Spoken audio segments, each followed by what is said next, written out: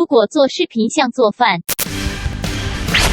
准备实际素材作为主料，导入软件进行翻炒，加入配乐一首，字幕少许，转场适量等进行调味。好了，试看一下。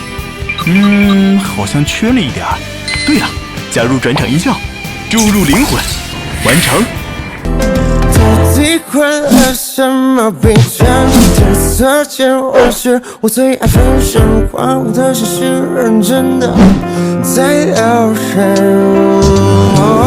今天小同学就要教大家做一个有转场音效的 vlog。首先拍摄一条甩进来再甩出去的素材，切换场景，再甩进来甩出去。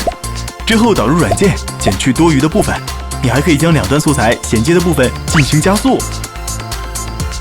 为了让你的转场更丰富，我们点击音频音效，看小王同学为大家上新了许多的转场音效，选择这个音效。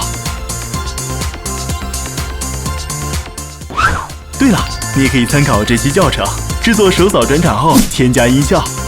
你看我这手还不听手汗，不会拍了怎么办啊？别担心，软件自带的转场一样好用啊！导入你已有的素材，点击两段素材间的按钮，添加你喜欢的转场后，再选择合适的音效哦。